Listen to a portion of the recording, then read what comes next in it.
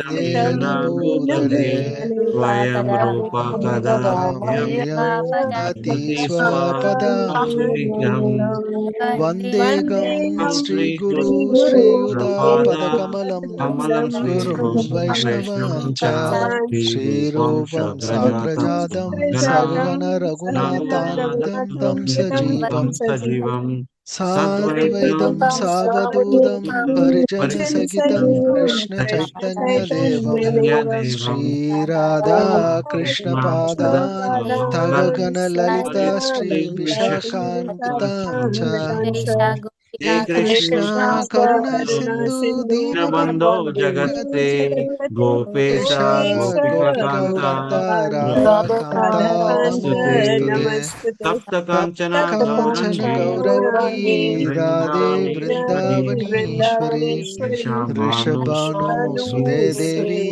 प्रणमामि प्रणमामि हरिप्रिये हरिप्रिये वाञ्छाकल्पतरुभ्यश्च कृपा कृपा सिन्धुभ्येव च पतितानां पतितानां पावनेभ्यो वैष्णवेभ्यो वैष्णवेभ्यो नमो नमः। नमः श्री कृष्ण जय श्री कृष्ण चैतन्य चैतन्य प्रभु नित्यानंद श्री गदाधर अद्वैत गदाधर श्रीवासादि श्रीवासादि गौर हरे भक्तवृंद कृष्ण हरे हरे कृष्ण कृष्णा कृष्णा हरे कृष्ण हरे कृष्णा हरे हरे हरे हरे हरे राम हरे राम राम राम हरे हरे हरे कृष्णा कृष्णा कृष्ण कृष्ण हरे हरे हरे राम हरे Ram Ram Ram Hare Hare Hare Krishna Krishna Krishna Krishna Krishna Hare Hare Hare Hare Hare Hare Ram Ram Hare Hare Ram Ram Ram Hare Hare Hare Krishna. Yeah, Prabhu, other verses? It's already open there. Yeah. Yep. Okay, all together. Narayanam नमस्कृत्य Namaskrityam Naram नरं Chaiva चैव नरोत्तमं Narottamam देवीं Devim Saraswatim सरस्वतीं Vyasam व्यासं Tato Jayam पूजयां Udirayet पुत्रये Nashta Prayeshu नष्टप्रायेषु Abhadreshu भद्रेषु Nityam Bhagavata Bhagavat Sevaya सेवया भागवते Bhagavati Uttam श्लोके Shloke Bhakti भवति Bhavati Nishtiki कृष्णाय Krishnaya Vasudevaya देवकी Devaki नन्दनाय च Nandanaya नन्दगोपकुमाराय Nandagopa गोविन्दाय Kumaraya नमो नमः Govindaya Namo Namaha Om Namo Bhagavate देवाय Vasudevaya Om Namo नमो Bhagavate भगवते Vasudevaya वासुदेवाय Om Namo Om NaMo Bhagavate Vasudevaya. Okay. Yeah. Prabhu, you can remove your slides. Hare Krishna. Welcome you all for Śrīmad-Bhāgavatam online study group. Yeah, before we go to the class, we have Mataji who has been recently initiated by His Holiness Bir Krishna Goswami Maharaj. So Shalina Mataji now has become Sharva Shakti Devi Dasi. So I thought we'll all give a Hari Bol to her for becoming an initiated devotee, Mataji. You want to share your experience, Mataji, just a couple of minutes? Okay, So sure. that people will get initiated, inspired. Okay, sure. I prepared something, so I'm probably going to read a little Sure, bit no of worries. a Word document, okay? So, Jai Shri Krishna to everybody. I think I'll start off by, I did a little bit of research, and I'm starting off by quoting Srila Prabhupada. I think in July 1972, in the Godhead magazine, he wrote, "Initiation is a formality. First of all, you have to decide whether you will abide by the rules and regulations and become Krishna consciousness. This is your consideration. You have to decide for yourself whether you are going to take this Krishna consciousness seriously." And he says, this is your decision. Initiation is a formality. If you are serious, this is real initiation. If you understood that this Krishna philosophy, and if you have decided that you will take Krishna consciousness seriously and preach the philosophy to others. This is your initiation. My touch is simply a formality. It is your determination that is initiation. So I think that actually sums up my experience in terms of, and I've always, for the last 25 years, I've actually always been associated with Krishna devotees. But what happened is that I spent the last year in Fiji. So secondly, I think that the Bhagavad Gita talks in chapter 4 about parampara. So fundamentally, essentially, it explains how transcendental knowledge is received. And I think that when you meet your guru, you would know that it's time, and that what your journey entails. So 4.2 in the Bhagavad Gita says the transmission method in terms of knowledge is not meant to be imagined or speculated, and that it must be received from a from a Paramatma. So I met my guru, who's my Diksha guru, Sri Rasbihari Prabhuji in Fiji. And after one katha, I knew that this was the way that I wanted to go and to begin my spiritual journey. Fiji was a little bit different in terms of the experience. I grew up in South Africa. For those who don't know me, I spent at least 40 years there, and then I moved to New Zealand. I spent 10 years in New Zealand before I moved to Australia, and I did an expat 1 year in Fiji. And the experience is different there in terms of there are lots of Indo-Fijian Indians, and the outreach program there is a little bit different, and association of devotees is very important. So what the outreach program involved was, it was never going to a temple on a Sunday and associating with devotees. Every Saturday for the last year, with the devotees, we started at 4 a.m. in the morning, cooking about 2,000 plates of prasadam and feeding the market, and especially the market vendors, the Indian, especially the Indian farmers, the women that woke up at 4 o'clock in the morning to sell their bacon and their bhaji at the market. That's what we did. Every Saturday and every Sunday, Krishna Katha and Krishna Kirtan was held at a different home or a village in Fiji, and then we would actually provide prasadam to the community. So that's what was involved in terms of my last year there. And then I was ready, and that's how my initiation happened. I got a transfer to come back to Sydney, and Prabhuji, you helped me. I was trying to see whether it's better for me to be initiated in Sydney or to go back to Fiji, and through Krishna Kripa and blessings, I actually managed to go back to Fiji. I was initiated by His Holiness Bir Krishna Goswami, and my Diksha Guru was there. So that it is. And I think I don't profess to be knowledge. I learn every day. I'm learning. Part of the learning, I've learned a lot from you, Prabhuji, from this group, and I think that you will know. You will have a sense in you when the time is ready. Whether you do it every day, whether you're a scholar or you're an executive. I've worked in corporate world for a long time, but I'm happy. I'm happy to change my name. I'm happy to wear my tulsi mara, to put my chandran and go to work. And I must say, life is different, absolutely different. I can feel it. It's I've done it for a long time. The chanting feels different. The world is different. So anybody who wants to, I'm happy to have a chat with you outside and give you my experience, but it's absolutely wonderful. It's really great. So Jai Shri Krishna, thank you. Thank you, Mataji. Thank you very much for sharing that. Yeah, it's so inspiring. In fact, the key point what you mentioned is, you have been in Krishna consciousness last 20 to 25 years, but last 1 year's association of devotee and serving to the devotee has totally, changed you and brought you more closer to your spiritual master and, your guru and Krishna. That's very great. Very nice. Yeah, as you rightly said, after initiation, you really feel the mercy of the spiritual master on you, on your progress on Krishna consciousness. We have also felt that we have put a lot of services. We got, once we, you get initiated, you get services. Mercy is flowing through the spiritual master initially. So that's very nice. Thank you very much. Yeah, hope devotees take some inspiring, and it's a real commitment and a dedication. As Mataji said, the more determination you are, the determination should be there whether you are initiated or not initiated. But then you get more mercy of your Guru Maharaj and Krishna once you are determined and serving the devotees. All right. Okay. Anyone wants any reflection quickly before we go? If there's nothing, we'll start. Okay. Anyone remembers what we did last week?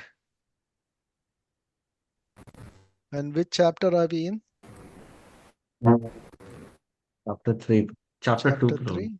3? Chapter Chapter 2? 2 end. Chapter 2 end of No, all chapter 2 the. we finished. No, it's chapter 3. Chapter 3 and we Shloka finished number 2. first and second verse. 2 verses Yeah, also we finished. yeah, that's right. So what are we talking in the end of chapter and chapter 2 and chapter 3? The same topic. What is the topic? Incarnations, right? Incarnation. Purushavadas. Specifically, yeah, Purusha. Yeah. incarnations, right. Purushavadas. Okay, who are the 3 Purushavadas we are talking about? Anyone Garbo, else? Prabhu, let's give a chance to others. Anyone? Karanodakshaya Vishnu, Garbhodakshaya Vishnu, and Shirodakshaya Vishnu. Okay, very nice. All right. Those who possible, put on your video so it'll be nice to see your lotus face. All right. Okay, let's start with the verse number 3. Verse 2 we finished. share my screen. No. Oh, you don't want? No. Sorry.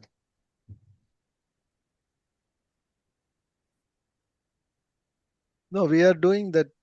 I have to give credit to Amrendra Das Prabhu, not Amrendra, Amrita Das Prabhu, whose material I'm trying to share here.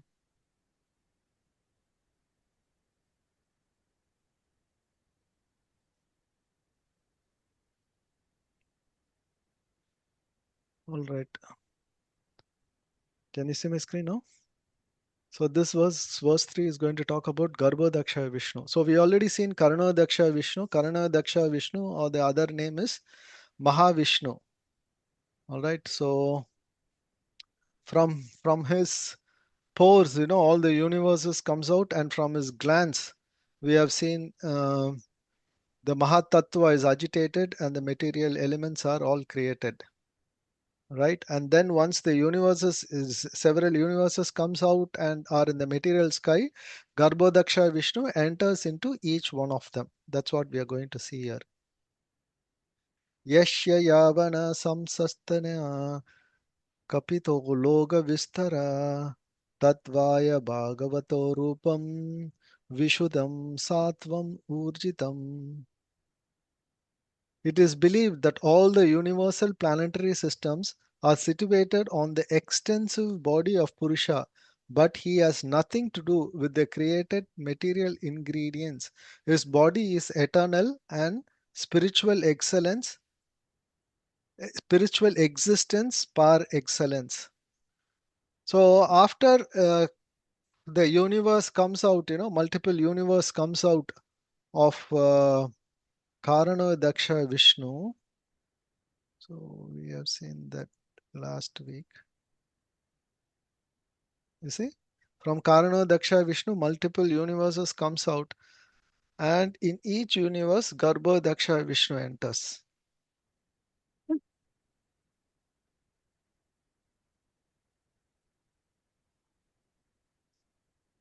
So from his navel, okay, we'll read this verse and then we'll come there. Translation, purport. Anyone wants to read the purport? Ranjita Mataji. Prabhuji, I can read. Yeah. Yeah, please. Virat Rupa or Vishwa Rupa.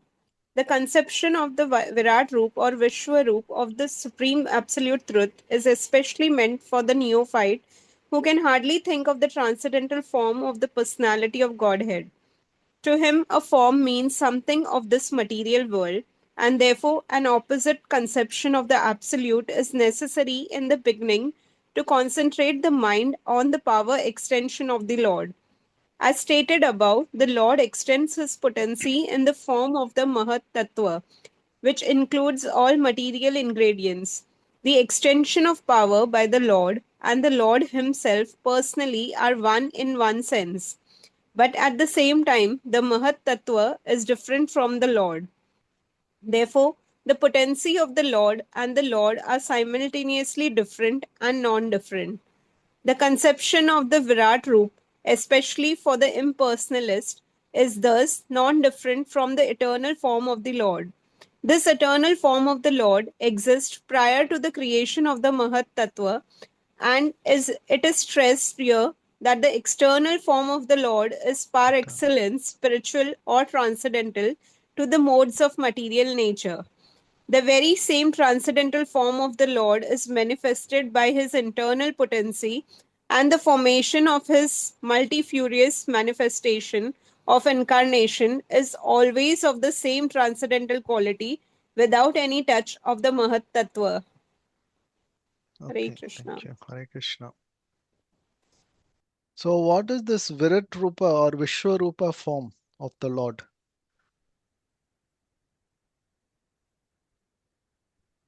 It is actually meant it is a material manifestation of the Lord. So we can see, that generally some people even, that is basically meant for neophyte. So actually, it is especially meant for neophyte who can hardly think the Lord in the transcendental form. Even though all forms of Lord are transcendental, but the Virat Rupa or Vishwarupa form is considered to be as a manifestation of material elements. So to him, the form means something of the material world. So this passage also talks about Mahat Tattva. So how many elements are there in Mahat Tattva? We discussed last time. 23 elements. 23 elements? 24. 24 elements. 24. Yeah. And basically 16 elements are main. Right. Last week we have seen the chart. I will share that. I told you I'll share it, but I haven't done that. So Mahat Tattva is the material sky, and that is agitated by the glance of Mahavishnu. Okay, text number 4. The devotees with their perfect eyes see the transcendental form of Purusha having thousands of eyes, legs, thighs, heads, ears, etc. So this is the Viratrupa explanation here. Anyone wants to read the verse? Vinay Prabhu, you can try. Yeah.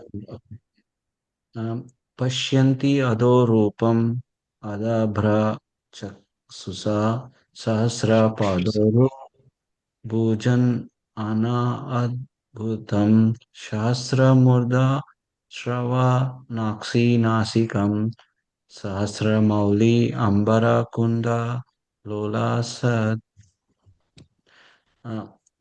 Translation: the devotees with the perfect eyes sees the transcendental form of the Purusa who has thousands of legs, thighs, arms and faces, all extraordinary. In that body there are thousands of heads, ears, eyes and noses. They are decorated with thousands of helmets and glowing earrings and are adorned with garlands. How to Okay. perceive? Yeah, we'll come to that. So this is the description of, what is the description here? Virat Rupa. Virat Rupa. In Bhagavad Gita also Virat Rupa comes, right? Which chapter, anyone knows? 11th 10. chapter. Chapter 11, I think. 11th. 11 chapter. Yeah, Vishwarup. Vishwarup, yeah. So as I said, it's a transcendental form, but it is said to be a material manifestation of the Lord. So basically meant for, what to say, neophyte devotees to understand, Lord is so powerful. So unless you show people, some of neophyte devotees that Lord is that powerful, he has multiple heads, multiple hands, multiple ears, then only they feel okay, he is the supreme. So they don't really understand him if Lord comes in two-handed form. In fact, if you see in 11th chapter of Bhagavad Gita, Krishna shows that, but even this material manifestation, ordinary eyes, we cannot see it. So Krishna gives a divine eyes to Arjuna. Yeah. And then he also shows the Kala Rupa, the time, the eternal form of time. And Arjuna is becoming more fearful there. And he says, I'm feared of seeing this kind of a thing, because he sees all the entire army of Kauravas, everyone, Duryodhana, Bhishma, everyone getting into his mouth. And he is munching all of them. So Arjuna is getting afraid. So ultimately he says, show your 400 form, and then Saumya Rupa is his 200 form, which he loves to see. All right. Yes, Prabhu. Continue. You are muted. How to perceive Transcendental Lord? With our present materialized senses, we cannot perceive anything of the Transcendental Lord. Our present senses are to be rectified by the process of devotional service, and the Lord Himself becomes revealed to us. In the Bhagavad Gita, it is confirmed that the Transcendental Lord can be perceived only by pure devotional service. So it is confirmed in the Vedas that only devotional service can lead one to the side of the Lord, and that only devotional service can reveal Him. In the Brahma Samhita, also it is said that Lord is always visible to the devotee whose eyes have been anointed with a tinge of devotional service. So we have to take information of the transcendental form of the Lord from person who have actually seen him with the perfect eyes smeared with devotional service. In the material world, also, we do not always see things with our own eyes. We sometimes see through the experience of those who have actually seen or done things. If that is the process of experiencing a mundane object, it is more perfectly applicable in matters transcendental. So, only with patience and perseverance can we realize the transcendental subject matter regarding the absolute truth and his different forms. He is formless to the neophytes, but he is transcendental form of the form to the expert servitor. Yeah. So this passage talks about how we can perceive the transcendental Lord. I know a few people who just come into Krishna consciousness for a couple of years, a few years, they do chanting and they do some service, and then next they start asking, oh, I want to see the Lord. Can we see the Lord? Right? So they feel that they have done a lot of services by chanting another thing, I want to see the Lord, whether Lord will remain. So this is only things how we can see. So that's the neophyte concept of things, right? So a Lord they can see within the heart. Transcendent Lord can be perceived once your purity increases. So you will see Lord everywhere then. So it is confirmed in Vedas that only devotional, only by practicing of pure bhakti, that one can, Krishna will reveal. And again is the mercy of the Lord. So in Brahma Samhita it said Lord is always visible to devotees whose eyes are annotated with the tinge of devotional service. So we have to take information, about the persons who have already, experienced this, actually seen it. So in material world is very difficult. That's why we talk about a Shabda Praman, We have to hear through the process of hearing, we understand the Lord. So we have to be patient and perseverance. Then we can realize the transcendental subject matter about the absolute truth. Okay, let's go to the next verse. So next verse, number text number 5. Source and seeds of all form. This form of Vishnu, Garbhoidakshai Vishnu, being the source of Shiroidakshai Vishnu, is said to be the Nidanam. Nidanam means source of all the incarnation.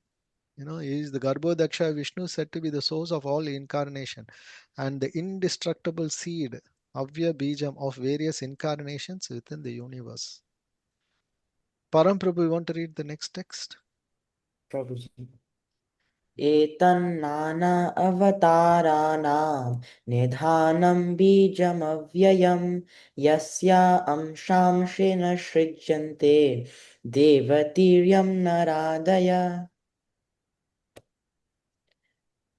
The Purusha, after creating innumerable universes in the Mahatattva, entered in each of them as the second Purusha, Garbhodakashayi Vishnu. When he saw that within the universe there was only darkness and space, without a resting place, he filled half of this universe with water from his own perspiration, and laid himself down on the same water. This water is called Garbhodaka. Then from his navel the stem of the lotus flower sprouted, and on the flower petals the birth of Brahma, or the master engineer of the universal plan, took place. Brahma became the engineer of the universe, and the Lord himself took charge of the maintenance of the universe as Vishnu. Brahma was generated from Rajoguna of Prakriti, or the mode of passion in nature, and Vishnu became the Lord of the mode of goodness. Vishnu, being transcendental to all the modes, is always aloof from material affection. This has already been explained. From Brahma there is Rudra, Shiva, who is in charge of the mode of ignorance or darkness. He destroys the whole creation by the will of the Lord. Hare Krishna. Hare Krishna. Okay. So everyone understood this? Any explanations required here? Anyone have any question on this? Prabhuji, I am the only one who did not hear translation, or Param Prabhu chose not to read the translation? No, he Yeah, read it. we missed the translation. I was Okay, this form, the second manifestation of Purusha, that is Garbhodaksha Vishnu, is the source and indestructible seed of multifarious incarnation within the universe. So, this Garbhodaksha Vishnu is considered as to be the fountainhead of all the incarnations of the Lord who appears in this, right? So, Garbhodaksha, from Karnoidaksha Vishnu, Garbhodaksha Vishnu comes. Right? So from Karnoy Daksha Vishnu, where does he come? Whose expansion he is? Mahavishnu? No, Karnoy Daksha Vishnu is otherwise called as Mahavishnu. They both are same. Prabhuji, what was the question? Vishnu has come from Narayana, Narayana. Sankarshana. Sankarsana. Prabhu, the question was from who was he expanded? Okay. San- So from I Narayana put this again. chart, I think, last time. Yeah. I think Sankarshana. Yeah, Sankarshan is the first expansion of Krishna, so he's coming from Krishna only. Yeah, that's So everyone are coming from Krishna. From Krishna, it is Vasudeva. Balaram, Shankarshna, Vasudeva, Aniruddha, and Pradyumna, and then from Trying to Sankarshna find there will the be Narayana. From Narayana, there is another layer of Shankarshna, Vasudeva, Pradyumna, and Anuruddha, and from Shankarshna, Karnodaka Sai Vishnu comes. Sorry, Karnodak Sai Vishnu comes. Okay, can you see my screen? Yeah. Yes.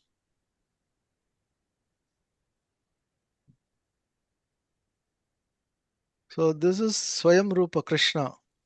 I'm not getting into details of this. So there is something called Swayam Prakasha. That's either two form, Prabhava Prakasha or Vaibhava Prakasha.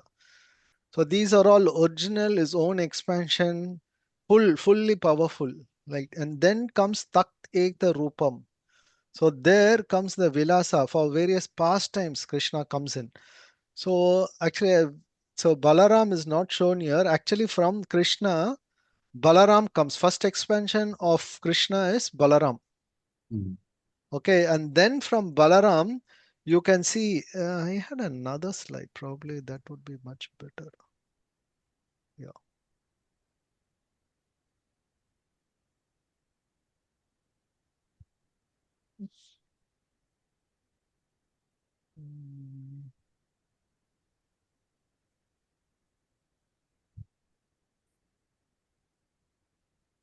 Okay, can you see this one? Yeah. Yeah. So from Krishna, Balaram comes. And from Balaram, the first quadruple expansion of Vasudev, Shankarshana, Pradyumna, and Aniruddha.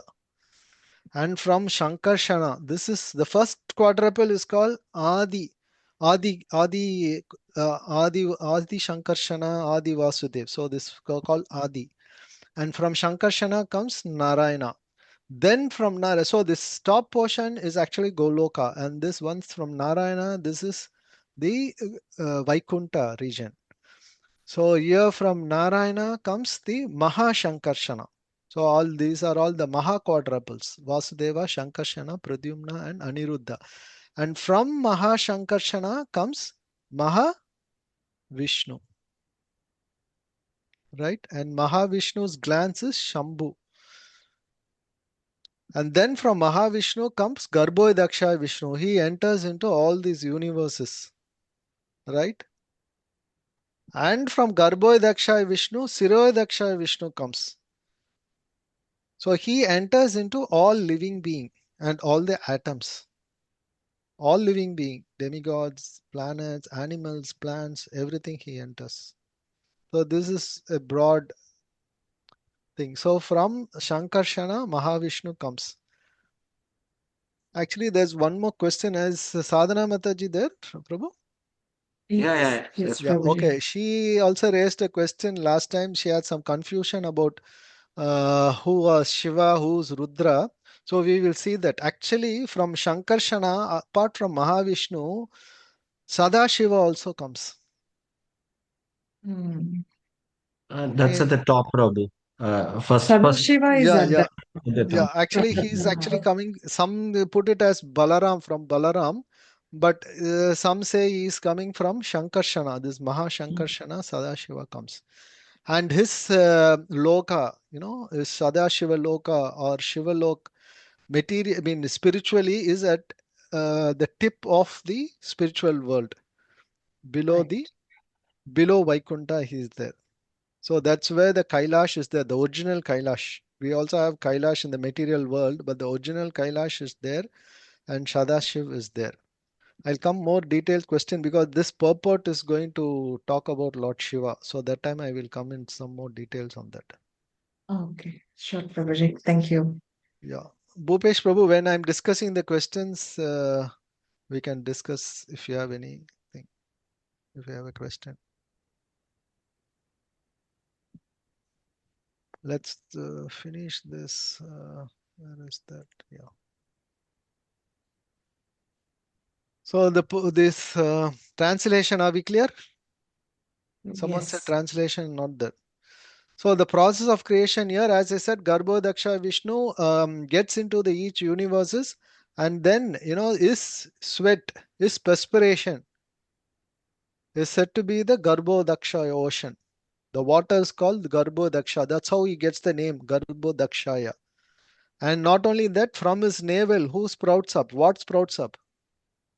Lotus. Lotus. Lotus sprouts, yes. From lotus, what comes up? Brahma. Brahma. Just Brahma? Yeah. Brahma. Yeah, he is the first creator. He's the one that comes first, right, Prabhuji? Yeah. As far as my knowledge is. No, all the 14 planetary system comes. Planet systems, Yeah. yes. Yeah. But See from here, From from the his lotus. navel, all Yeah. the 14 planetary system comes and top of it is Brahma. Brahma. Yeah. But is it Lord Brahma who has created all those 14 planetary, right? No, No, okay. he is the secondary creator. Lord Brahma is the secondary. He creates all the living entities. Okay. All these Okay. elements, material elements are created by the glance of this planetary systems come from Garbhodaksha Vishnu. All the Okay. elements for that are created by the glance of Mahavishnu. Okay. But I read somewhere that after Brahma, Garbhodakashayi Vishnu grants him, okay, yeah, you can create in this universe, and that's when he came with 14 planets. Okay. Yeah. Yeah. We'll see that actually in the second canto when Visarga is there, secondary expansion, Okay. secondary creation, sorry. So Second the creation. primary creation, Sarga, is basically done by Vishnu, Purusha Vishnu. avatars.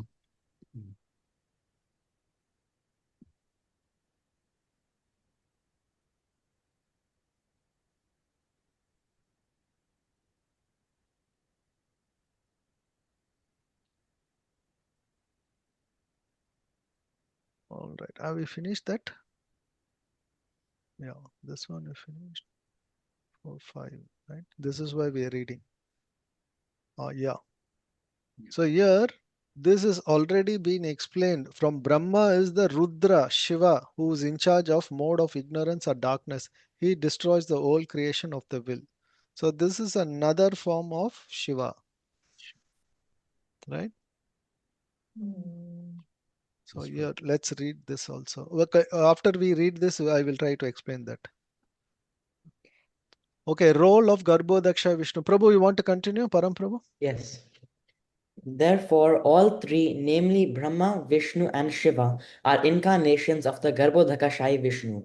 From Brahma, the other demigods like Daksha, Marichi, Manu, and many others become incarnated to generate living entities within the universe. This Garbhodakashayi Vishnu is glorified in the Vedas in the hymns of Garbha Stuti, which begin with the description of the Lord as having thousands of heads, etc. The Garbhodakashayi Vishnu is the Lord of the universe, and although he appears to be lying within the universe, he is always transcendental. This also has already been explained. The Vishnu, who is the plenary portion of the Garbhodakashayi Vishnu, is the supersoul of the universal life, and he is known as the maintainer of the universe, or Shirodakashayi Vishnu. So the three features of the original Purusha are thus understood. And all the incarnations within the universe are emanations from this Shirodakashayi Vishnu. Okay. So here is talked about what is the role of Garbhodaksha Vishnu. No? So from him comes Brahma. And the Vishnu here is mentioned here is the Shirodaksha Vishnu. So from him the Shirodaksha Vishnu. So Shirodaksha Vishnu is considered to be the Guna avatar. And Shiva within this material world is actually coming from the born out of the eyebrows of Lord Brahma. So they are the incarnation of Garbhodaksha Vishnu. And from Brahma creates all the Dakshas, Marishi, Manus, and many other. And they start generating the progeny of the universe. This Garbhodaksha Vishnu is glorified in Vedic hymns also as Garbhastuti. So even though he lies in the universe, we cannot say that, Vishnu has nothing to do with this material universe because he gives all the uh, powers to all those people who are created. It's under Brahma, Vishnu, and Shiva. So the Vishnu, who is the planetary portion, is the super soul of the universe. While Shiroidasha Vishnu is said to be the super soul of All living entities. all living entities. He is the Paramatma into all of this. What about Karna Daksha Vishnu? He is the super soul of Um, entire cosmic system. Entire cosmic systems, right? Whereas Garbhodaksha Vishnu is super soul of each universe. So whichever universe he enters, for that universe he is. Whereas all universes put together is Karnodaksha Vishnu. He is the Paramatma of that. And role of different Paramprabhu will come to the questions after we discuss on Lord Shiva. So role of different incarnation. Quickly want to read that? In different millennia, there are different incarnations, and they are innumerable, although some of them are very prominent, such as Matsya, Kurma, Varaha, Rama, Narsimha, Vaman, and many others. These incarnations are called Leela incarnations. Then there are qualitative incarnations such as Brahma, Vishnu, and Shiva or Rudra, who take charge of the different modes of material nature. Lord Vishnu is non-different from the personality of Godhead. Lord Shiva is in the marginal position between the personality of Godhead and the living entities or jivas. Brahma is always a jiva tattva. The highest pious living being or the greatest devotee of the Lord is empowered with the potency of the Lord for creation, and he is called Brahma. His power is like the power of the sun reflected in valuable stones and jewels. When there is no such living being to take charge of the post of Brahma, the Lord himself becomes a Brahma and takes charge of the post. Okay, yeah, it's talking about various incarnations which is coming out. The Leela incarnations. We are going to see that in this chapter. And Gunavadar of Brahma, Vishnu, and Shiva or Rudra. And they are part of the administrators of this material world. And then Vishnu is non-different from Supreme Personality of Godhead. And what is the position of Shiva? I said Shiva is the marginal position between Vishnu and living entities. He is not Jiva Tattva or he is not Shiva Tattva. So he is called, he is Shiva Tattva. He is not Vishnu Tattva or Jiva Tattva. So Brahma is said to be Jiva Tattva. So his position, any one of us can take. So how can we take this position? I've already told it once. Yeah. 200 years of austerities. 1,000 yagya, I think. No, That is for Indra. Indra. 100 life. 100 yajna is you can take Indra's position. Yajna. For Brahma, 100 times, 100 lifetimes, if you follow Varnashtra Dharma perfectly, you can become Brahma. And also he has to do Aswamedha Yajna, isn't it, Prabhu? That is Indra, Ashwamedha Yajna, 100 times Ashwamedha Yajna, you become Indra's position. What is that marginal position means? Marginal means in between. In between.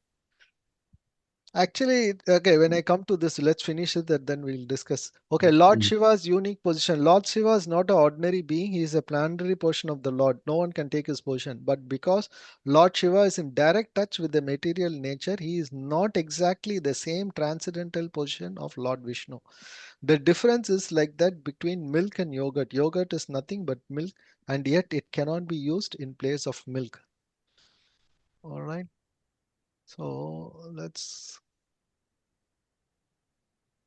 quickly discuss. Okay, some had some questions. I will take all the questions together and try to answer if it is related to this.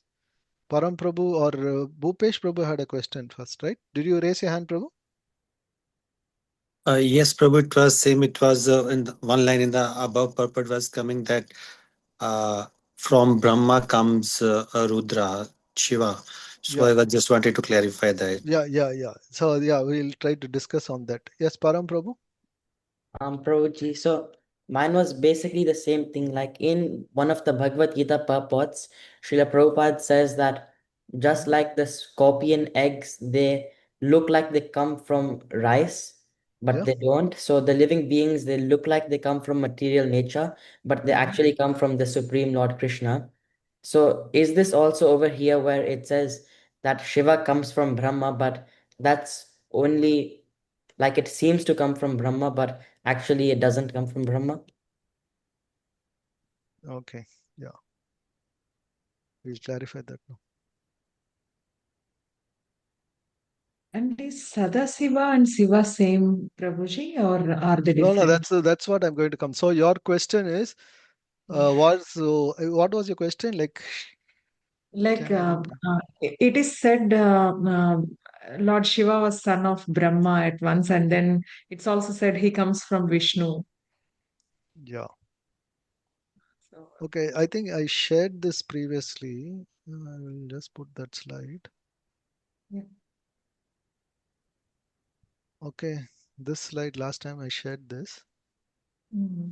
So this is what is the creation is talking about. Here is the Sadashiva Loka. So here Karna Daksha Vishnu is lying down on the Karana ocean or the causal ocean, right? And this where Sadashiva Loka is said to be at below the uh, Vaikuntha Vaikunta. planet, and Yeah. it's between, it's not part of the material world. It's above the material world. After the Vraja river, actually there's said to be a Vraja river which runs between the material world, the 7 layers of material world and other thing.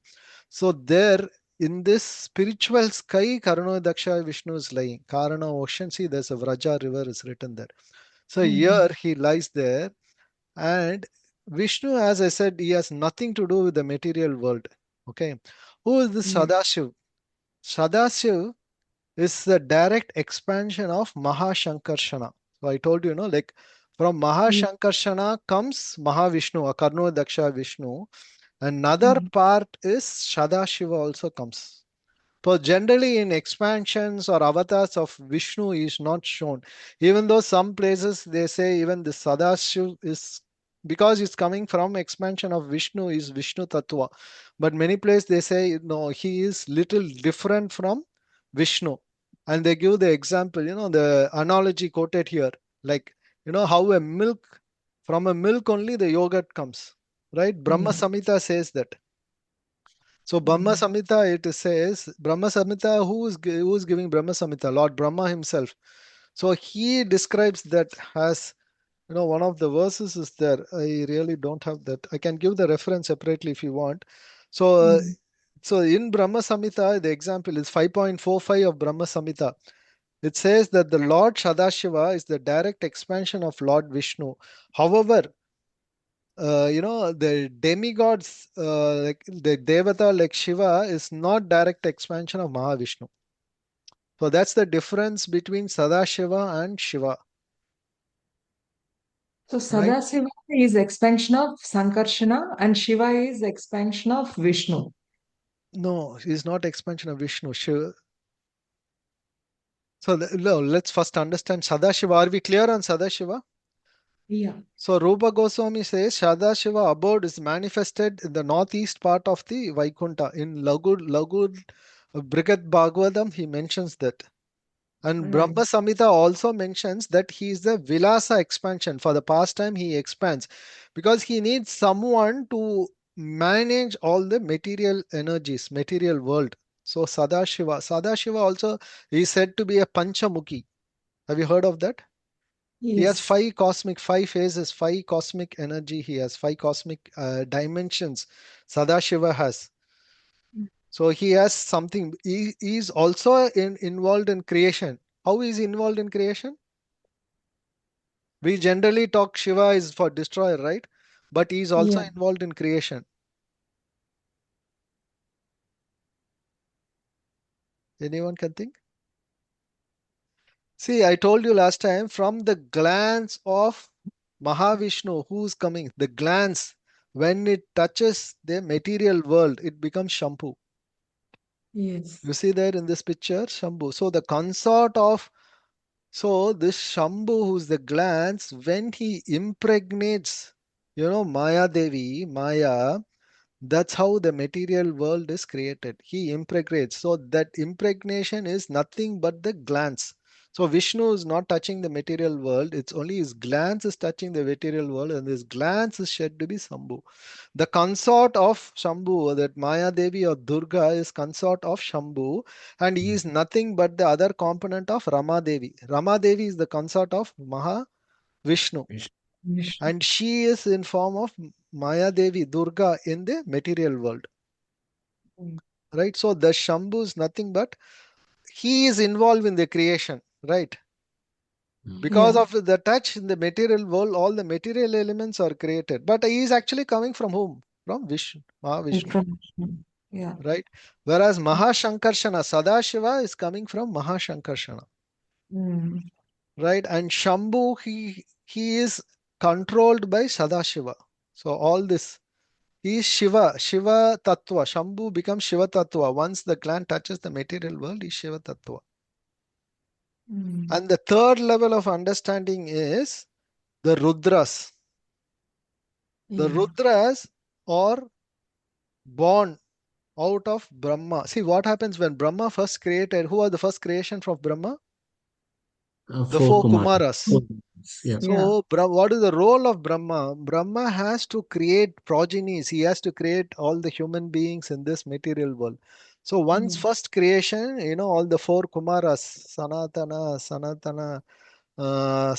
Sanka, who are the others? So, there's Sanaka. four, Sanaka. yeah, Sanaka. Sanaka, Sanaka. yeah, all these four people, once see them, then he asks them to go, he gives them full knowledge, Vedic knowledge, the other thing.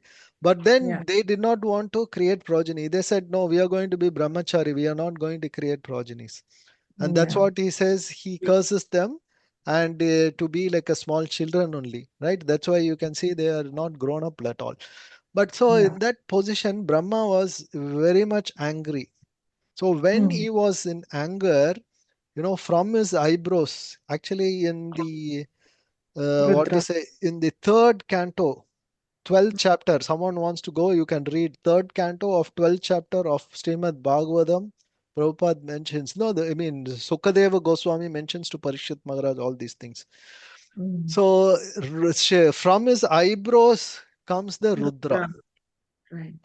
Right? So Rudra is born from the eyebrows of Brahma. Brahma, and then he names it. Rudra also means someone who cries or who makes others to cry. Right. Yeah. Right.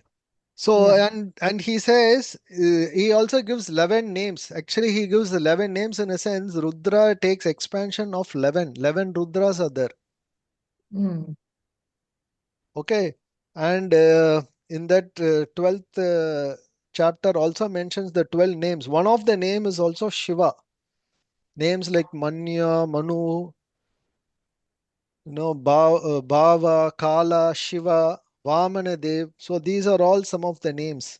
And 11 Rudrani's names are also given there. So you can, if you want details, you read the third canto, 12th chapter. Right. Yeah. And Rudra, these 11 Rudras, their main role is for annihilation of this material world at different times. Right? And at the end of annihilation, all the Rudras also enter into Mahavishnu. So as they are part of the universe, right? So the Sadashiva is not in the universe. He is in the material, he is in the spiritual world. Whereas in each universe, there are each Brahmas. And from each Brahma, Rudra comes there. And the ultimate role is for him to destroy that. So there are 3 levels of understanding Lord Shiva. Sadashiva, then Shambhu, and then Rudra. So in that, Shiva is Rudra or Shiva, we can say. So there are 11 Rudras. So they are the form of the 33, we talk about 33 crores of demigod, devatas, right? Yeah. So how is that, how are the 33? Don't know the story. There are 12 Adityas. There are 8 Vasus. So that is 20. And then 11 Rudras. How much? 31. Then twins, Ashwini Kumaras, twins. So 33.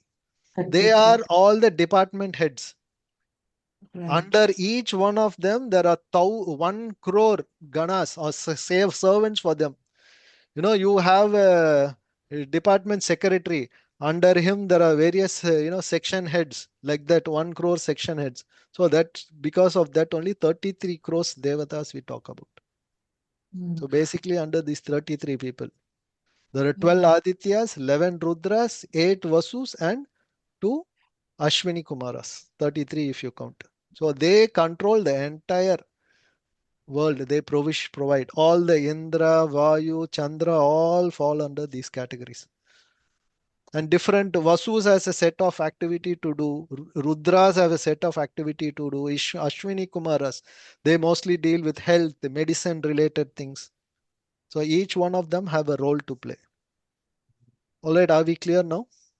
Yes. Yeah. Any details? I think this is broadly I've given, but it requires a more detailed class if someone wants to understand Lord Shiva. Even we can understand Lord Vishnu, even Shiva Tattva is more difficult to understand. But one thing we should understand, even in Padma Puran, it is said, Lord Parvati asked, who is the person to be worshipped?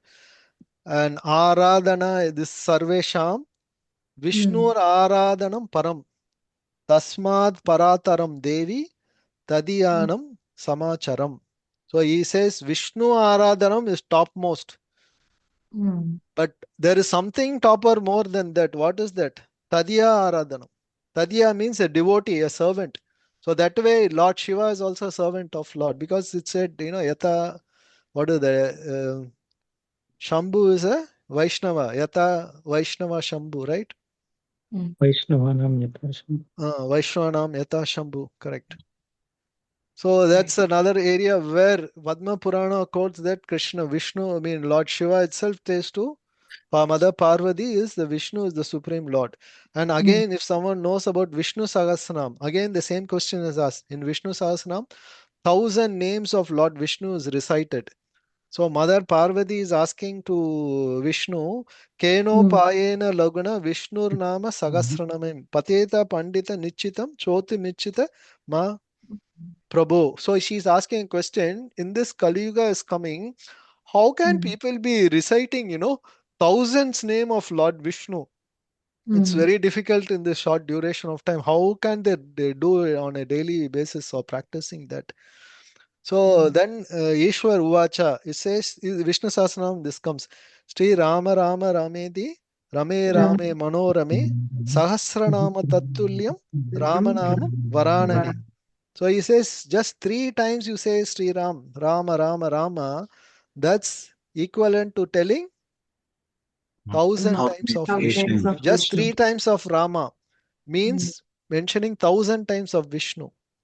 And one thing more to that, which is not mentioned here, which Prabhupada mentioned in his classes, that it's again in the scriptures, it's talking about 1 time of Krishna is equal to 3 times of Rama. So then you count how many times of Vishnu Sahasranam if you are telling, if you just chant 1 round of Hare Krishna Maha Mantra. Hare Krishna, Krishna Krishna, Hare Hare, Hare Rama, Rama Rama, Hare Hare. So 1 Krishna is equal to 1,000 Vishnu Sahasranam. 3 Ramas is equal to 1,000. So just you do your own calculations on that. Yeah. So Prabhu, in the 12 Mahajans we mentioned Shiva, right? So it is Sada Shiva if we in the 12 No, Mahajans. in the Shiva, Mahajan is Shiva, Lord Shiva, Rudras. Rudras, okay. Yeah. Because he is Mahajana. Jana means people. So he is a Mahajana. And all 3 are Shiva Tattva itself, right? Sadashiva, Shambho, and Rudra, all are Shiva Tattva. Shiva. Starting from Sadashiva. But initially he comes from Vishnu. But because he is a special position, that's what in the purport also mentioned is different. And also there is something like we have Brahma Sambardaya. There is also a Rudra Sambardaya. Have you heard of that? Rudra Sambardaya. Vishnu Swami is the leader.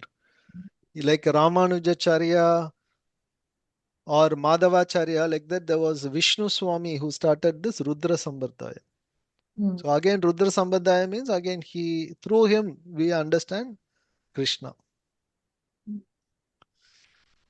Is your questions answered, Bhupesh Prabhu and Param Prabhu? Yes. Yes, Prabhu. This is actually, let me put another disclaimer or something. This is as per Gaudiya Vaishnava Sambardaya. So there are people who follow the Shiva, Shiva Puran, other things.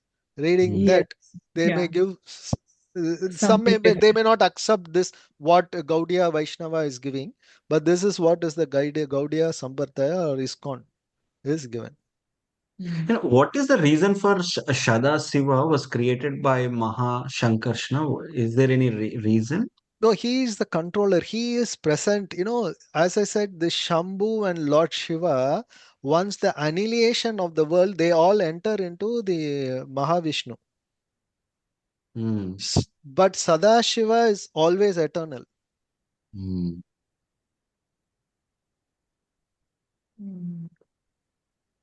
Okay, so he is present all the time. He's there.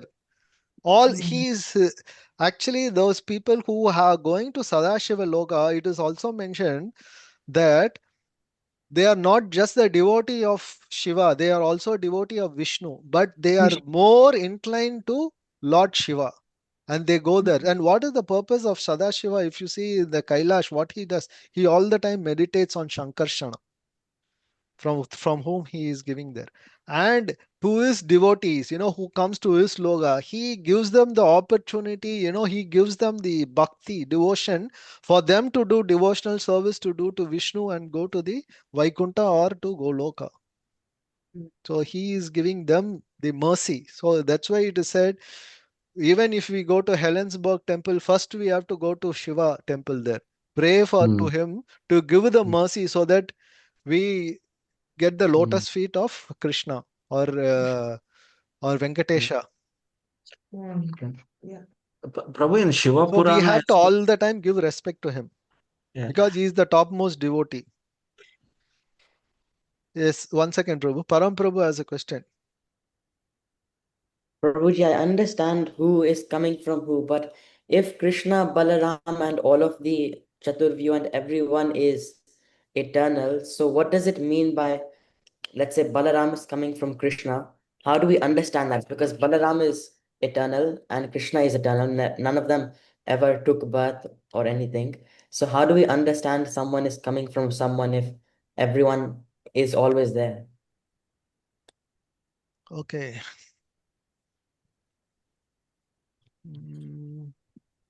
See, first expansion Balaram is said to be the complete serving the Lord. Okay. So let's take for example, how to explain this? If you have a brother or sister, right? So the elder brother, what generally they will like, or even the parents you take, there are children.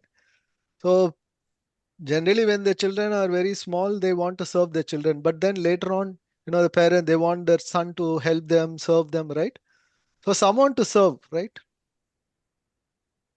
So what are devotees we are doing? We are doing service.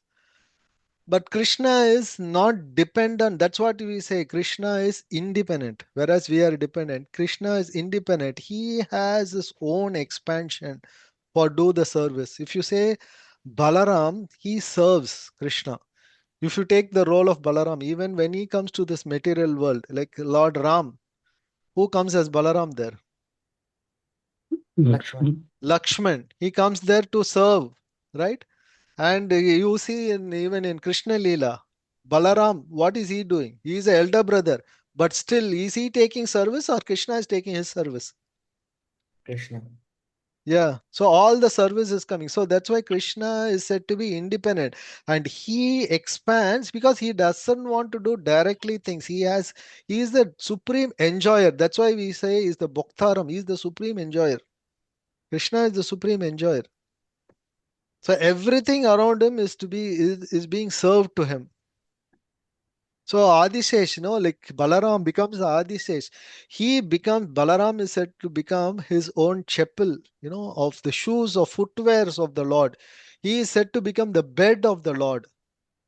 He is said to be the umbrella of the Lord for everything, all paraphernalia. Even if when we talk about, when we are doing kirtan, Krishna comes as the vibration, sound, like the name, and all the paraphernalias like kartal, mirdanga, harmonia, all these paraphernalias are said to be Lord Balaram, right? If you just take kirtan, so with the name, just the name itself we can do, right? With the name of the Lord only we are chanting, right? Name is enough for us to read, but still we do kirtan also, right? For kirtan there are so many paraphernalias. So he is providing all the assistance. So everything coming from him. So he wants to show that. That's why the expansions. Prabhuji, You are more I was confused. asking, yeah, Balaram himself, he was never born, he was eternal. So how do I Yes. understand that from Krishna, Balaram is coming?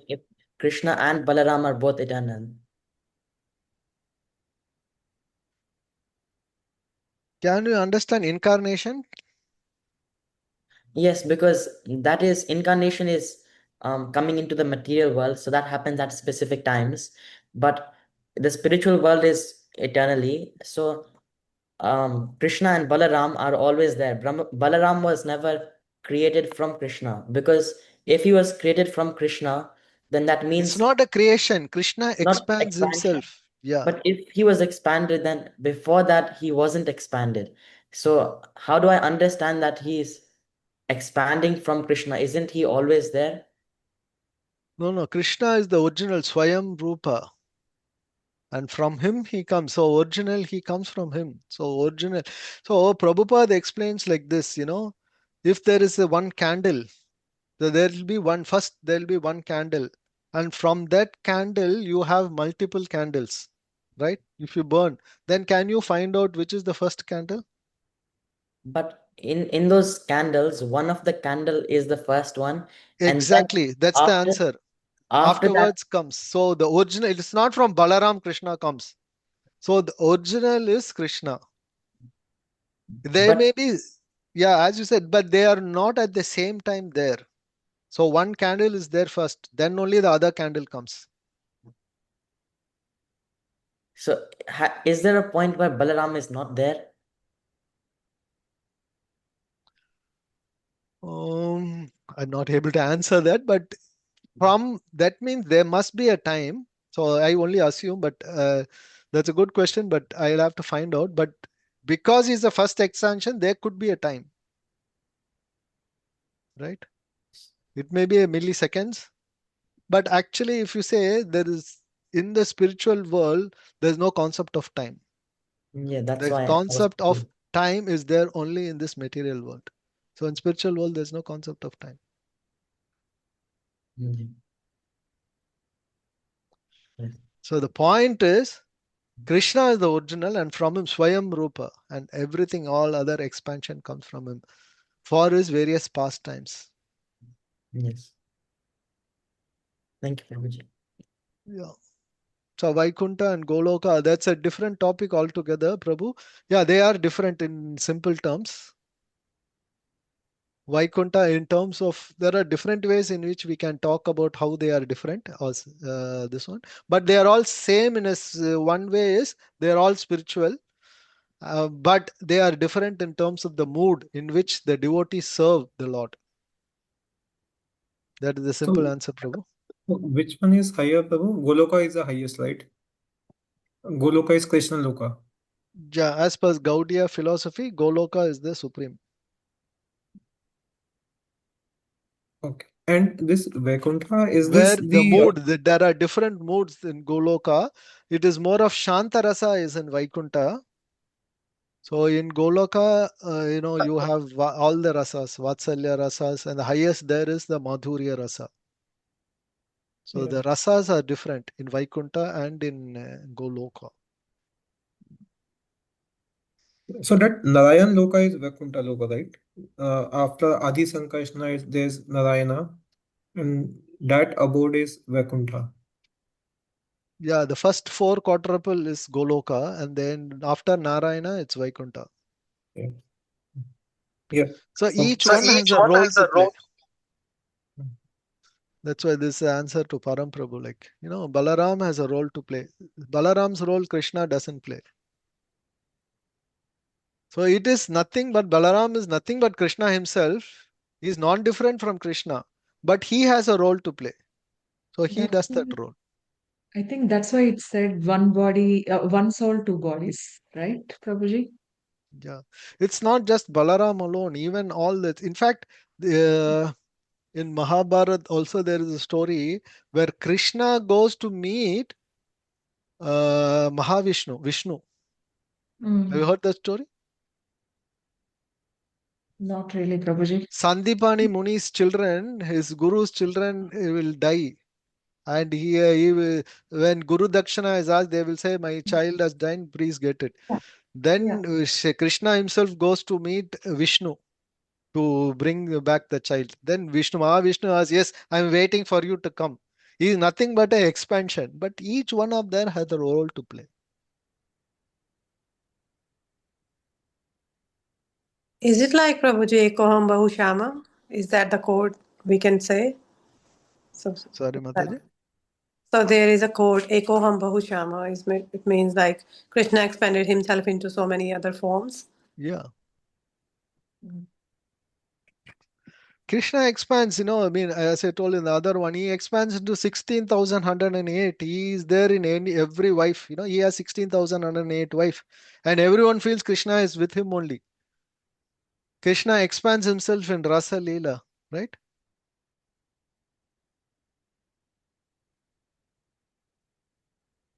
It's a big topic, actually. Yeah, let's go back to our verses. At least some clarity is there now. But more questions will come. There will always be there. Just type in the question. We will discuss it. We'll take it. I'll take it as we go along. Let's go to the verse.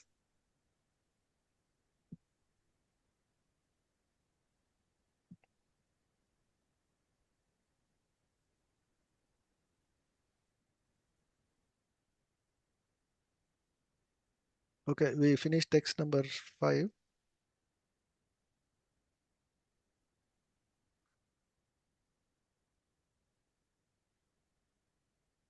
Okay, still it's there. Yeah. Roles, incarnation of Manus. Okay. The next incarnations are the Manus within 1 day duration of the life of Brahma, which is calculated. This is 1 day. 4 lakhs 300,000 into 1,000 years. There are 14 Manus in a day of Brahma. Therefore, there are 420 Manus in a month of Brahma. And in a year, it is 5,040 Manus. Okay. Let me put this chart. This may be easy for you to understand.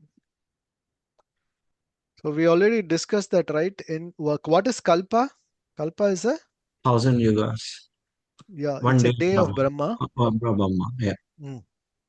So that is 1,000 Chatur Divya Yugas, not just the Yugas. Divya Yuga. What is one Divya Yuga? Four yugas. One Divya Yuga is four yugas.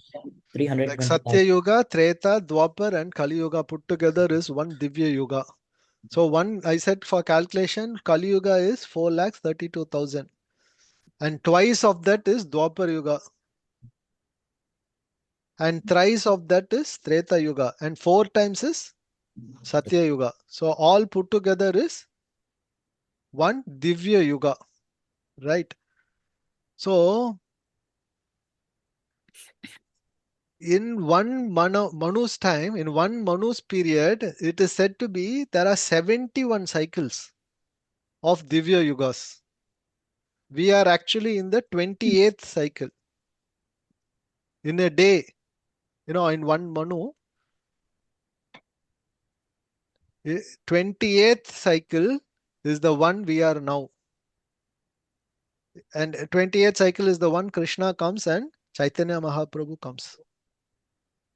And this is said to be the 7th Manu. We are in the 7th Manu. And 28th Yuga cycle.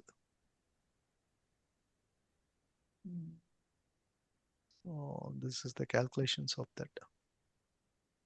Any questions on this?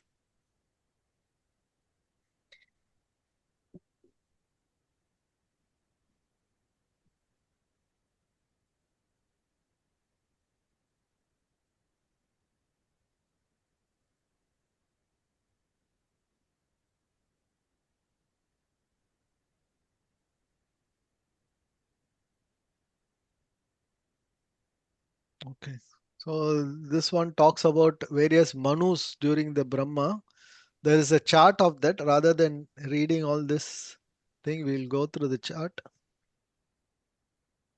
So as I said, we are now in the Vaivastava Manu, 7th Manu. So these are the previous Manus, Swayambhuva Manu, all this Uttama, Tamasa, Raivata, Kurma. So these are all previous Manus and these are the future Manus. who are going to come. 14 Manus in the day of Brahma.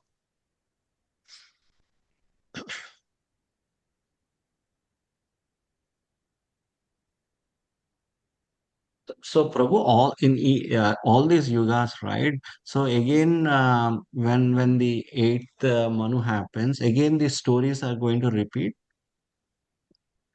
That's why, it will mostly repeat, but there may be little changes in that.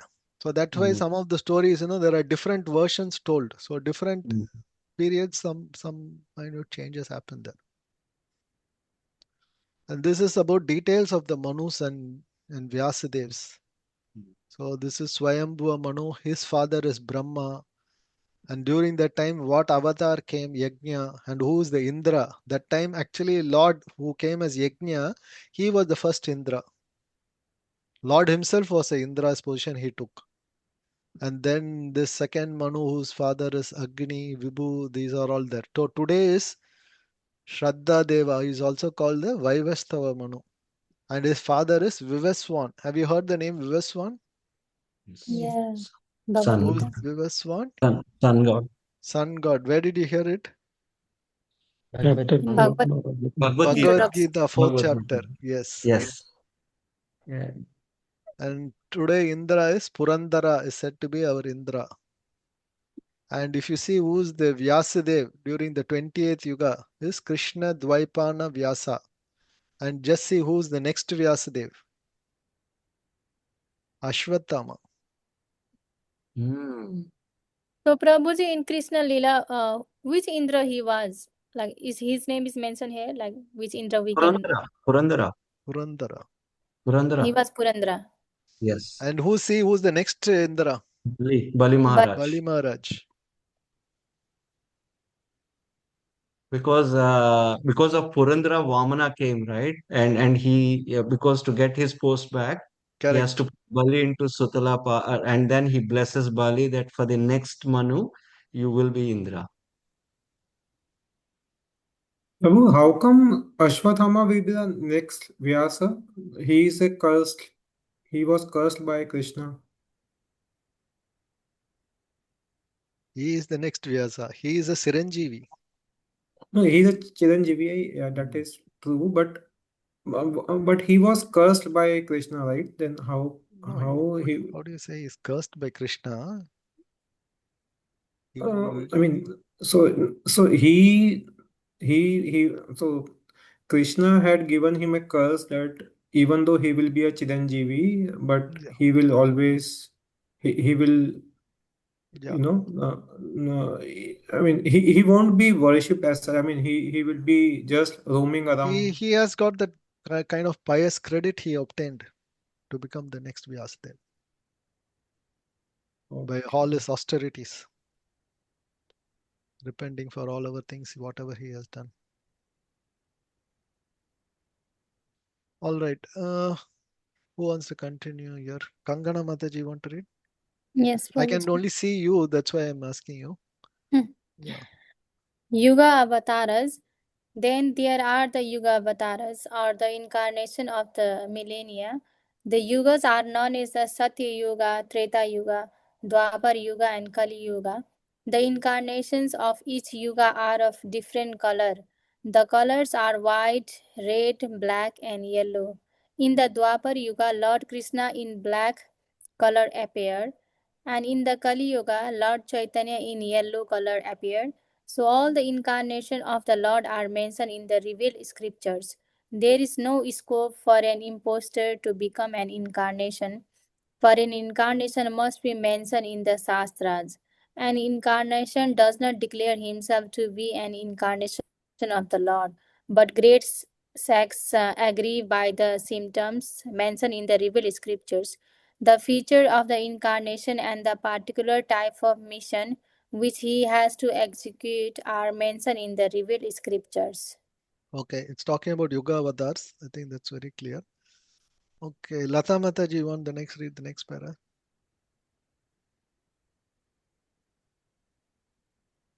Innumerable incarnation. Apart from the direct incarnation, there are innumerable empowered incarnations. They are also mentioned in the revealed scriptures. Such incarnations are directly as well as indirectly empowered.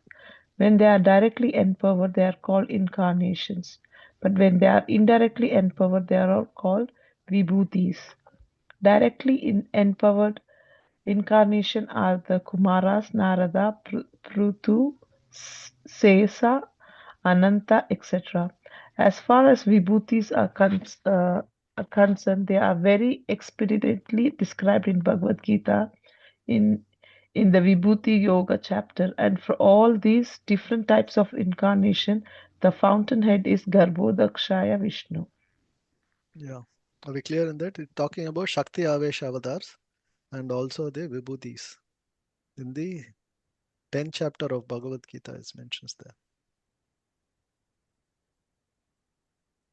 All right, I'm skipping all these. This is just the summary of Karnoy Daksha Vishnu, Garbhoy Daksha Vishnu, and Shiroy Daksha Vishnu. Let's come to the next section. From here, 6th verse to 27th verse talks about the 5th question, talking about the various Leela avatars. So various Purusha avatars is talking about. So who wants to read this verse? Neha Mata, do you want to read?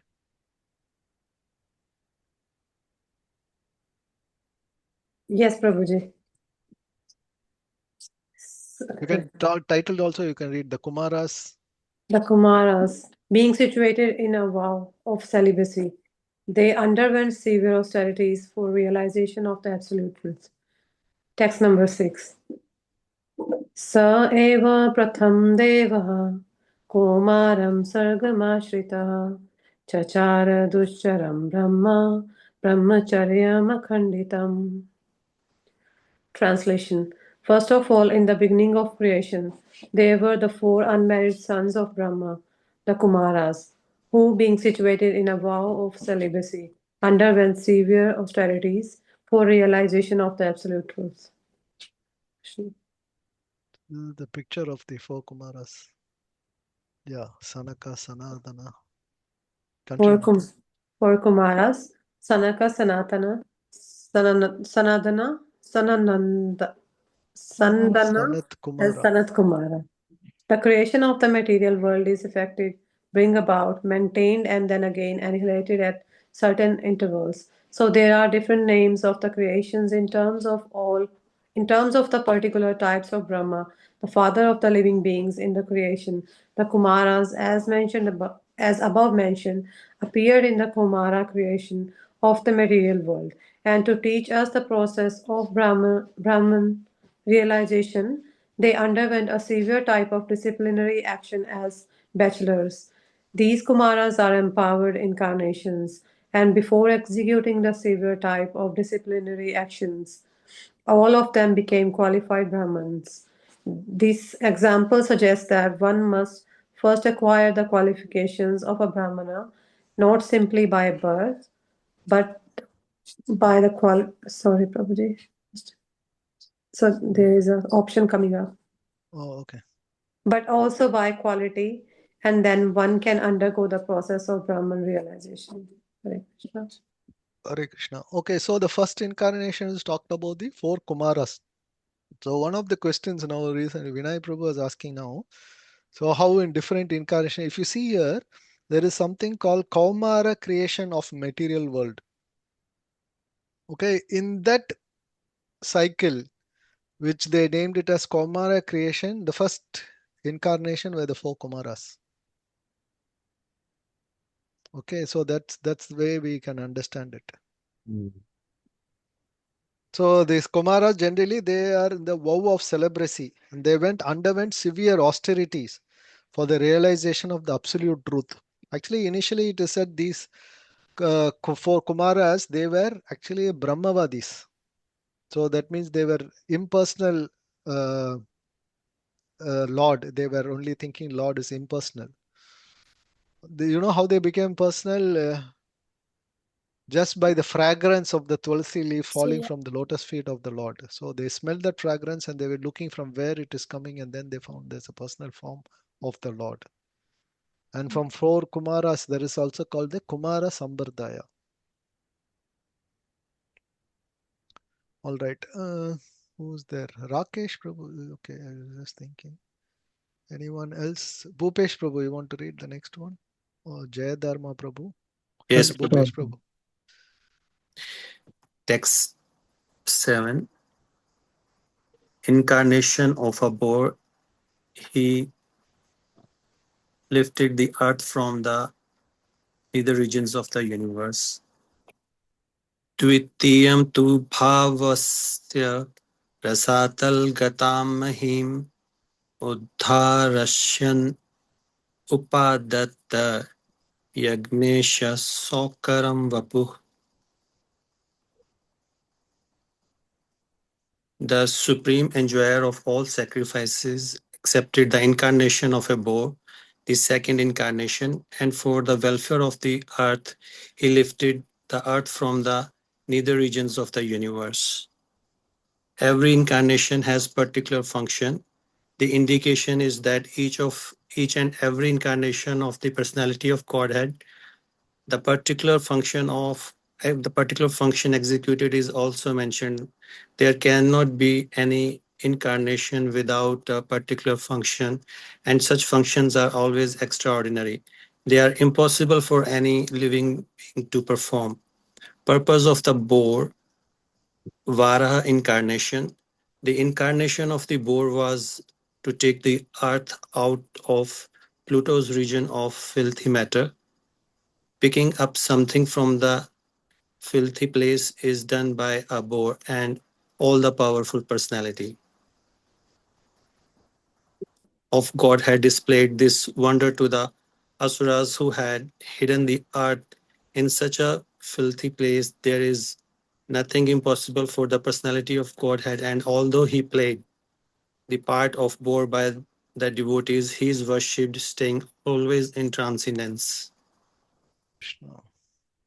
So this is the picture of Varaha Avadar. He picks up the earth. So who put this earth into the filthy place? Hiranyaksha. Hiranyaksha. Yes. So he takes the boar form. Okay, next. Jayadharma Prabhu, you want to read the next verse? Sure, Prabhu. Thank you, Prabhu. Devrishi Narati. तृतीयं ऋषि सर्गं वै देवर्षि त्वम् उपेत्य सः तन्त्रं सात्वतम् अचत्सस्ता नैष्कर्म्यं कर्मणां यतः. In the millennium of the rishis, the personality of Godhead accepted the third empowered incarnation in the form of a Devarshi Narada, who is a great sage among the demigods. He collected the expositions of the Vedas, which deal with devotional service and which inspire non-fruitive action. Narada Muni propagates devotional service, bhakti all over the universe. The great Rishi Narada, who is an empowered incarnation of personality of Godhead, propagates devotional service all over the universe. All great devotees of the Lord all over the universe and in different planets and in species of life are his disciples. Srila Vyasadeva, the compiler of Śrīmad-Bhāgavatam, is also one of his disciples. Narada Pancharatra. Narada is the author of Narada Pancharatra, which is the exposition of Vedas, particularly for the devotional service of the Lord. The Narada Pancharatras trains the karmis or the fruitive workers to achieve liberation from the bondages of fruitive work. Activities of the conditioned soul. The conditioned souls are mostly attracted by the fruitive work because they want to enjoy the life by the sweat of their own brows. The whole universe is full of fruitive workers in all aspects of life. The fruitive works include all kinds of economic development plans. But the law of nature provides that every action has its resultant reaction, and the performer of the work is bound up by such reactions, good or bad. The reactions of good work is comparative material prosperity, whereas the reactions of bad work is comparative material desires. But material conditions, either in so called happiness or in so called distress, are all meant and ultimately for the distress only. Foolish materials have no incarnation of how to obtain the eternal happiness in the conditioned state, unconditional state. Thank you, Prabhu. Quickly before we go to the next. So this is talking about Narada Muni.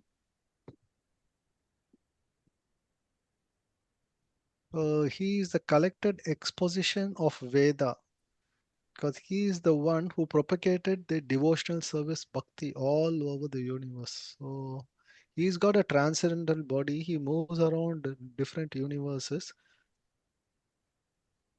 explaining the devotional service and making many devotees. If you see many of his devotees, he goes at the right time. So many examples of his devotees like Valmiki, Ratnakar, and Durva Maharaj. So all of his Prahlad Maharaj, all of his disciples. And even Vyasadeva is his disciple. He is the guru of Vyasadeva. So the pastime which is there coming up in the next few chapters. And in fact, we also follow Naradar Pancharatra. For any devotional practice, ISKCON, we also there's a book on this, how to perform devotional service on this. So method in which to train a person to perform all the devotional service, bhakti. So, this last paragraph mentions about how a conditional soul is active, how a karmis behave, and how Narada Muni provides help for the fruitive work. So Narada informs these foolish fruitive workers how to realize real happiness. Karmis, by doing materialist thing, feel that you can be happy, but then just by performing bhakti, how one can be happy or bliss is mentioned here. So he gives the direction to such deceased men of the world how one's presence engagement can lead one to the path of spiritual emancipation. So analogy given is a physician directs a patient to take treated milk in form of yogurt for suffering from indigestion. So indigestion is caused due to milk, but to treat it, you have to take the yogurt, right? So what does that mean?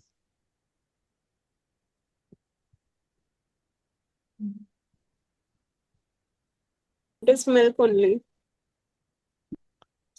No, but if you are having some indigestion problem due to milk preparation, you eat lot of milk sweet and other thing, you get indigestion, right? So will you take milk or yogurt? No, yogurt. Yogurt, which is a Yogurt. form of the milk. Yeah, it's a form of milk, but why do you take the milk? But how yogurt can cure? Because So that what is is the the analogy remedy. here? No, that's fine. Let's not discuss that. But what is the analogy mentioned here? Is the cause and the remedy are the same. So what is the cause? What is the remedy? Can you explain that? In that case, milk is the cause and the remedy. No, but it's an analogy given for us to understand what. So we all understand the milk and yogurt. What is the analogy mentioned there? Krishna and Fruitive Shiva. labor, fruitive activities which are there, that is Material compared with nature. Krishna and Sorry? Shiva. Material nature. No, when Ranjita Mataji was mentioning afterwards, I'll come to Kangana. Yeah. Yeah, I'm saying that the fruitive actions which we are doing, the fruitive actions we are doing, they are made to milk. Whatever results we get of it, ultimately it is going to cause. Yeah, you are breaking, Mataji. Voice is breaking. Yes, Kangana Mataji. Yes, you are there in the point. Yeah, what you said is coming up. Kangana Mataji. I just guess Prabhuji material nature. Maybe Okay. Anyone else? Can someone explain what is this analogy? So its fruitive work is like a milk, and to get to devotional service is like a yogurt. The cure for that.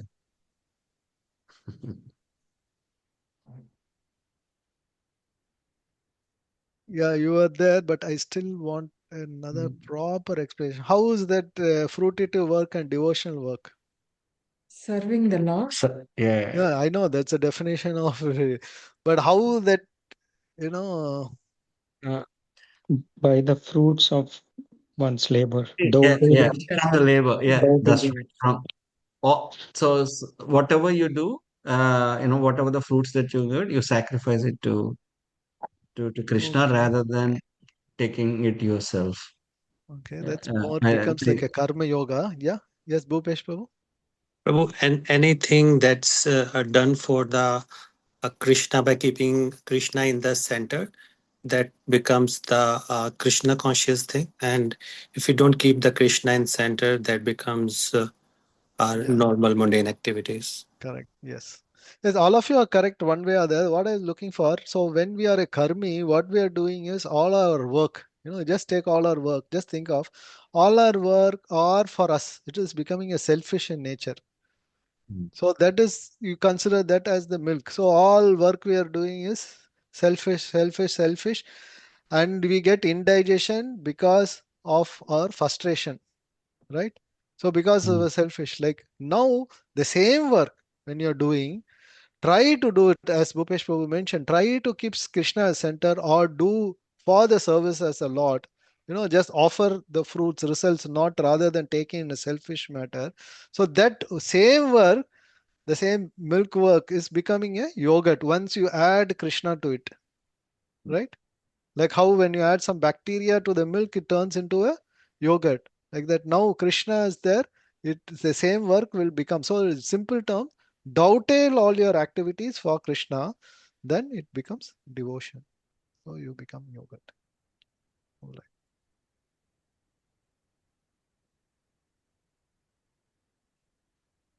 Um, just 1 second. I think into a couple of more verses.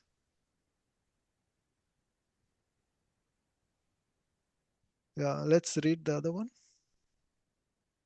Who wants to read? Ankit Prabhu, you want to read the next one? Yes, Prabhu.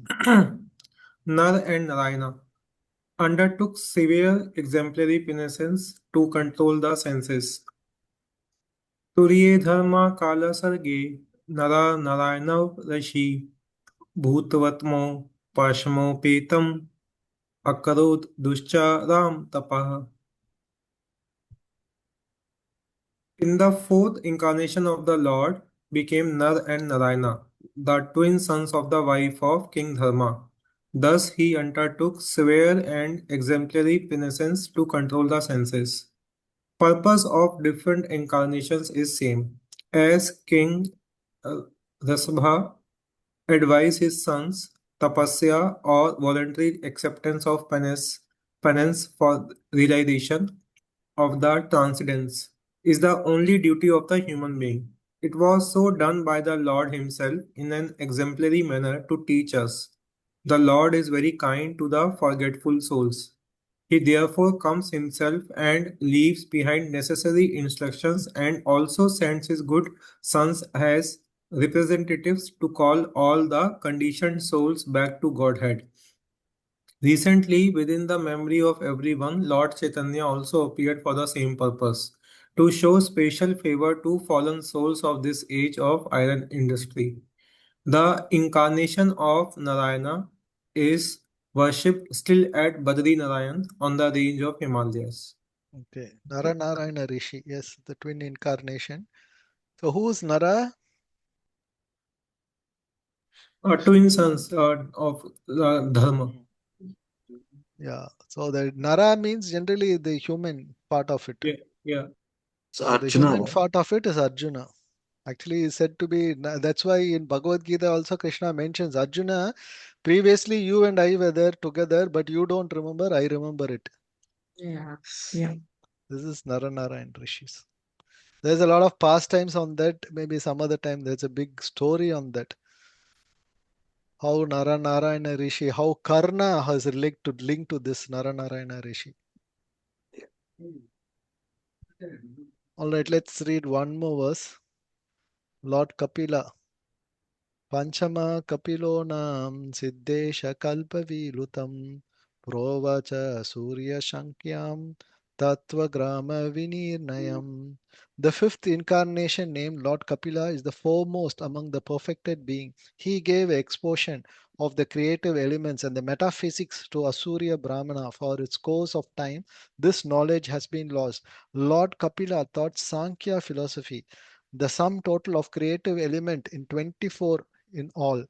Each and every one of them is explicitly explained in the system of Sankhya philosophy. Sankhya philosophy is generally called metaphysics by the European scholar. The etymological meaning of Sankhya is that which explains very lucidly by analysis of material elements. This was done for the first time by Kapila, who is said herein to be the fifth in line of incarnation. So, who is Kapila Muni explaining the Sankhya philosophy? Devhuti, his mother. Devhuti is mother. Yes. Who's his father? Muni, Karda Muni. Kardamuni. Correct. Exactly. So he is explaining the philosophy to him. Oh, how big is this? We'll finish one more. Sorry, this is small again now. So small word. This is about Dattatreya, the son of Atri and Anuseya.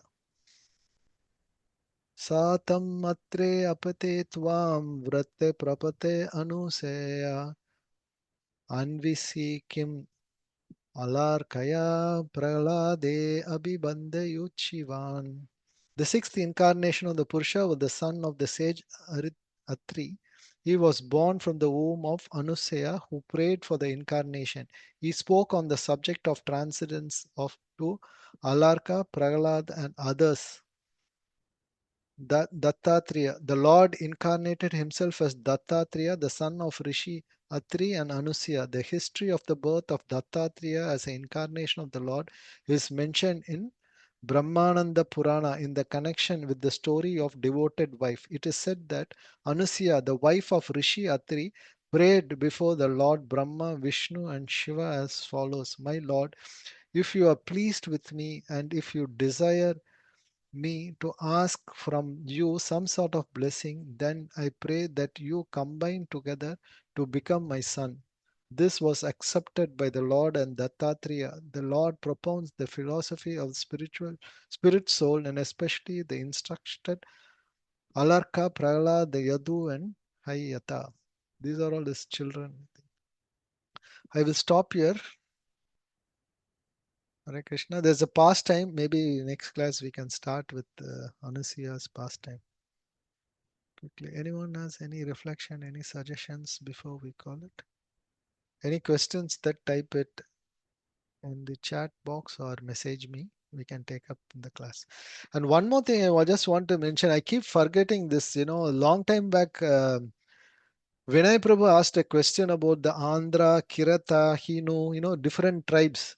So I was going through Bhagavatam. If you want to get more details, in the second canto, 4th chapter, 18th verse, Prabhupada gives a detail about that. Actually, he is referring to these people, Andhra, Kirata, Hinu, these are all different tribes or inhabitants or aboriginal tribes of different regions. So it also represents the type, it also represents the region from which they come. So I just forgot to mention. You want to note it down, Prabhu? You want to read that? Second canto, 4th chapter, 18th verse. Prabhupada gives more detailed description of this. Who are these low-born people? There in that verse, what we read, even low-born people, by practicing bhakti, they can come, they can get liberation. So it's not that only high caste people can give. That was the thing. So who are those? Are tribes or inhabitant coming from this region? So that's why Andhra also represents that. So I forgot that so many times I want to tell on that. Yeah. Hare Krishna, anyone has any other topics, questions? Any question we'll take it, but still you can ask now. It's a small one, we can take it. Prabhu, in Sada Shiva Loka, right? In Shiva Purana also they will say that Shiva is doing meditation on Vishnu. I have not read Shiva Puran. Yeah, no, okay. Yeah. In Shivapurana, In as fact, Prabhu was what saying, happens is even when Rudra is born, because he is come when Brahma is angry, Rudra is said to be black, I mean, he's said to be, bluish red. Yeah. He's bluish in red, and he was born in that time mood of anger. And he said, go create progenies. So he said he go creates progenies left, right, and center. And then what are all the ganas, all the ghosts and other thing, all demonic people started generating. Then Brahma saw all the creation of demonic things are happening. Then he said, because in the anger mood, he is there, is created. So he said, stop all this thing, do meditation. That's why he gives. Then he meditates and becomes calm. That's what I heard in one of the classes. And then So he creates progeny. all 11 Rudras, right, Prabhuji? All 11 of them starts creating. Yeah, progeny, yes. Yeah. Okay. No, the 11 of them are different roles for the destruction, I think. So I'm not sure of that. Even in that chapter, Brahma mentions that he is giving 11 names for them. For them, okay. Yeah. Right. We'll see that as we come in that third canto. Yeah, sure, Prabhuji. Thank you.